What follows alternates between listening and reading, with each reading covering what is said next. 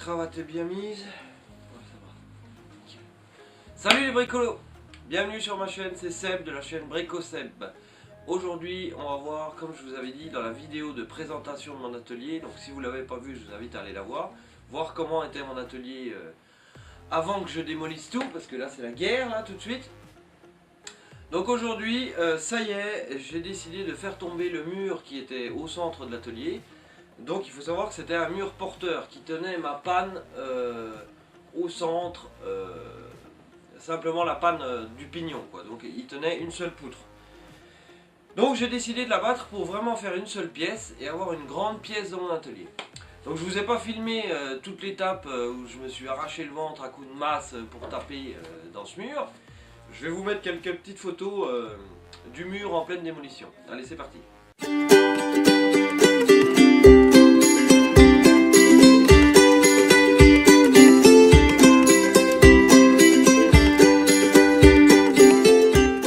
Voilà, donc je vais vous faire un petit tour d'horizon. Donc le mur est cassé, j'avais étayé avant, vous voyez, ma poutre correctement de chaque côté, puisqu'en plus elle est en deux parties la poutre. Il y a une coupe à 45 ici, je sais pas si vous voyez, mais voilà, elle était en deux parties. Donc j'ai bien étayé de chaque côté et vous voyez, j'ai cassé le mur tout le long. Alors j'ai réussi à bien enlever le rang d'agglo partout au sol. Donc c'est nickel. Du coup, je vais quand même être obligé d'avoir un poteau de soutien, hein. Il faut que je la tienne cette charpente, j'ai pas le choix. Mais bon, un poteau va quand même me prendre moins de place que le mur qu'il y avait là, quoi. Parce qu'après je vais pouvoir coller mon établi ici, enfin je vais faire le réaménagement complet. Donc le tout c'est de bien étayer, faire tomber le mur tranquillement, hein, c'est pas le meilleur boulot. Donc ici pour faire mon poteau, ici je vais recouler, aujourd'hui je vais recouler du béton. Donc je vais remplir ça en béton et vous voyez je me suis fait une platine.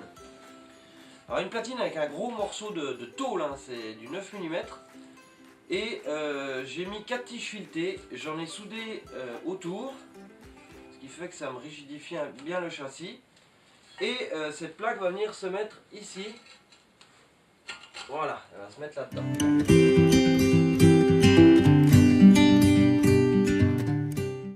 vais la mettre là. Voilà, là. Donc là j'avais percé 4 trous parce que j'étais à peine assez profond. Donc vous voyez, cette platine va se mettre là et maintenant je vais pouvoir remplir de béton derrière dans mes tiges filetées, ça va bien se prendre, ça va être nickel. Bon, c'est vrai que ça va pas forcer dans ce sens-là, ça va vraiment être un appui pour mon poteau.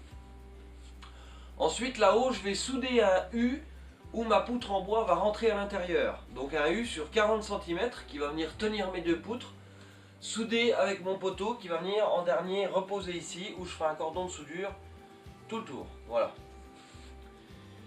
Donc aujourd'hui je vais faire le béton, je vais poser ma platine de façon à ce qu'elle sèche bien. Une fois que mes tiges filetées vont être pris dans le béton, que ça sera bien sec, j'aurai qu'à défaire mes boulons ici pour retirer ma platine, pour lui mettre un petit coup de peinture, etc. Et mes tiges filetées seront bien à l'intérieur, j'aurai plus de problème. Donc aujourd'hui, sous un ciel pluvieux, on va en profiter pour faire un petit peu de béton. Allez, c'est parti. Donc petite précision les gars, avant que j'attaque le béton, pour être sûr que ma poutre tombe bien dans l'axe de cette platine au centre, etc. J'ai utilisé un fil à plomb que j'ai mis au centre de ma poutre, hein. Vous savez comment ça fonctionne, hein. Ça se stabilise et on trouve le centre de sa plaque pour être sûr d'être bien dans l'alignement. Bon, vous pouvez le faire aussi au laser, mais là j'avais un peu trop de lumière et mon laser est pas assez puissant. Du coup mon trait rouge n'était pas bon, voilà. Du coup je l'ai fait au fil à plomb. Ça va aussi bien, hein. Il n'y a pas de souci. Bon alors, ça y est, mon béton est prêt. J'en ai fait une brouette. Alors, j'en ai pas beaucoup à faire de béton, hein, vous avez vu, hein. Donc là je me suis pas embêté à aller chercher la bétonnière chez mon père. J'ai pris du béton, donc c'est sous forme de sac de ciment mais tout prêt. C'est-à-dire qu'il y a le gravier, le sable dedans, la dose est prête, il n'y a que de l'eau à rajouter. Donc là moi j'ai rajouté 3,5 litres d'eau pour un sac de 30 kg. Donc c'est facile, c'est voilà, bon il a fallu que je le gâche à la main du coup, mais j'avais pas besoin d'aller chercher un peu de sable, etc. C'est tout prêt, tac, c'est gâché, c'est nickel. Dans le fond, j'avais mis un petit coup de balayette, mais j'ai humidifié tout le fond avant de remettre mon béton par dessus pour être sûr que ça accroche bien. Sur les côtés, j'ai mis un petit coup de balayette partout Et je vais mettre de l'adhérent mortier tout le tour, histoire que, voilà, que ça colle bien. Par précaution, je vais autant mettre un petit peu, si j'arrive à ouvrir le bidon. Voilà. Voilà. Je vais la rentrer, c'est bon, nickel. Donc, je vais mettre un petit peu d'adhérent mortier partout, histoire d'être tranquille. Je vais tremper le pinceau dedans. Et je vais en mettre un petit peu sur les bords de mon béton actuel. Voilà, histoire que le nouveau reprenne bien correctement.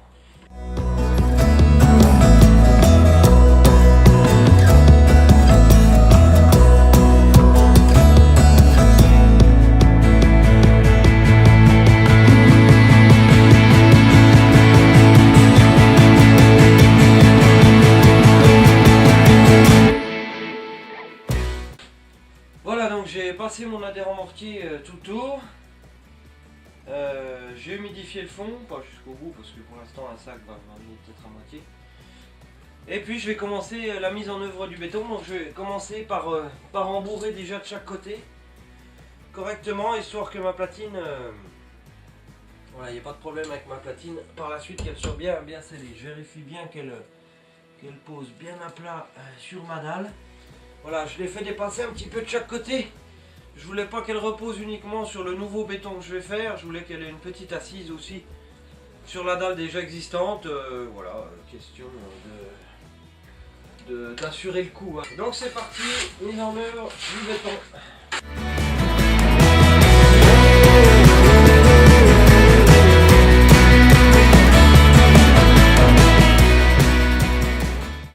Alors voyez ce que j'ai fait, c'est que j'ai récupéré dans un seau des petits bouts de mur d'agglo que j'avais cassé.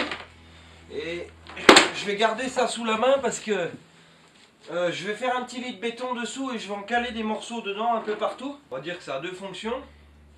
Bon, ça vous permet d'économiser un petit peu de béton, mais enfin bref, quand on veut faire quelque chose correctement, on n'est pas là pour économiser la cam, mais ce que je veux dire, c'est que ça permet d'économiser quand même un tout petit peu de béton, mais surtout ça permet de refaire une bonne assise, d'en mettre un petit rang partout dans le fond, scellé dans une première couche de béton.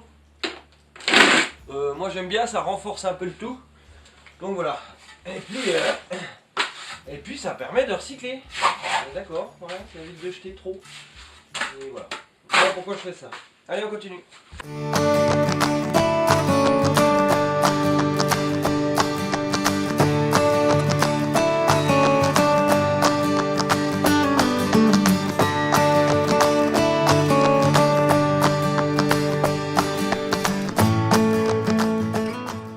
Bon, j'ai bien bourré de béton partout par-dessous. Ça m'a l'air pas mal. Hein. On va remettre encore, vous voyez, là ça se coule bien en face, donc c'est bon.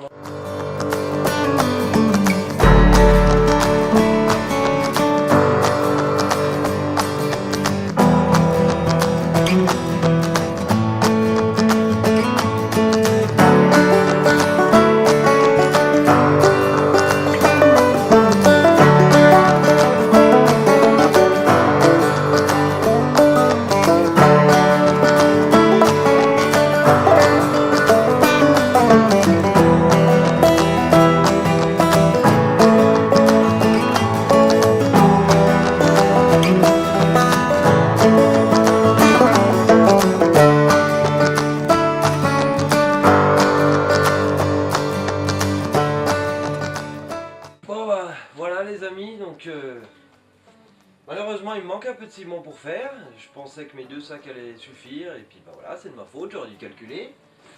Et bah bon, c'est pas grave, ça m'embête un peu que voilà, je suis obligé de faire un raccord ici, mais bon, après c'est un atelier, c'est pas non plus.